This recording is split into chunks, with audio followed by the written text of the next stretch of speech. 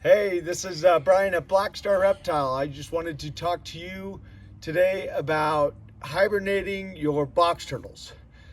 Today I brought you out to show you, this is my eastern box turtle pen, and they're going into hibernation now. It's November. I just want to talk about things I do to set them up and get them prepared.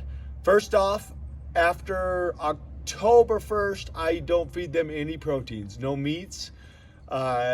Protein can get in their stomach, and if they hibernate too soon, it will actually cause a bacteria and a gas that actually can kill them, and it will be fatal, and it will kill your box turtle.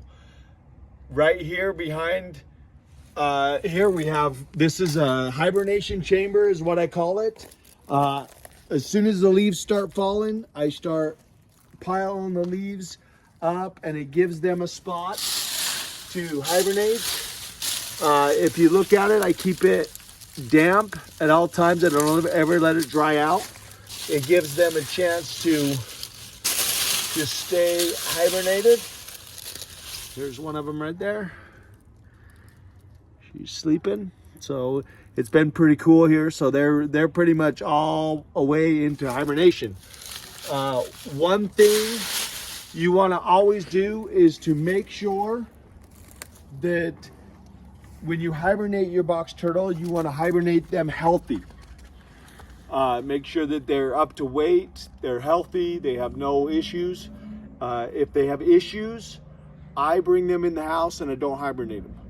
If they're strong, healthy, and to weight, then I'll hibernate them over the winter time. Some of the benefits for hibernating your box turtles, when they come out in the springtime, they're more aggressive, they go into breeding better. I get females lay eggs on a better schedule. The males are territorial, they chase the females, and I get a lot better egg production from them. Some of the things I do while they're in hibernation is things like this. I always have water for them.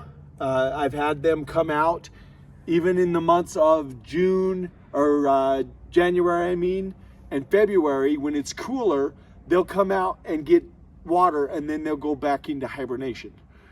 As the leaves keep falling, I will pile them up, and that pile gets, to where you can't even see the chamber. It's just piled, completely covered with leaves.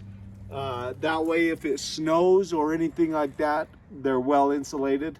In regions where you're in a little bit more colder area than where I am,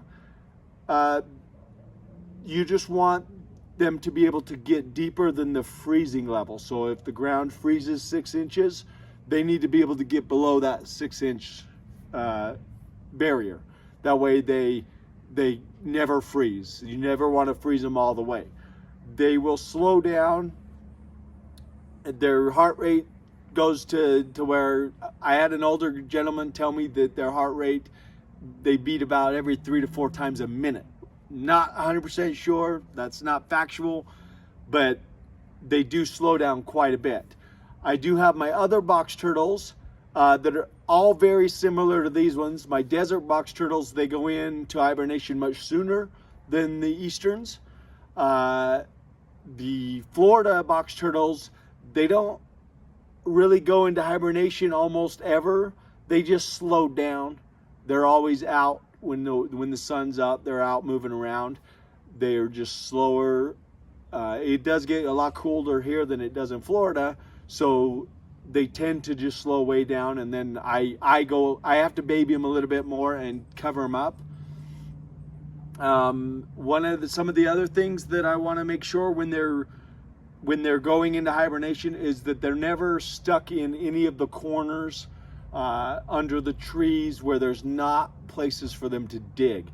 They'll try to dig and they won't be able to get down low enough, so I always go through and I make sure that they're in the hibernation area where I've prepared, where I know they can dig 2 or 3 feet down if they need to because of the coldness. I think that's about it for the hibernation setup. Like and subscribe. and give me your feedback. Comments, feedback is always welcome. Thank you.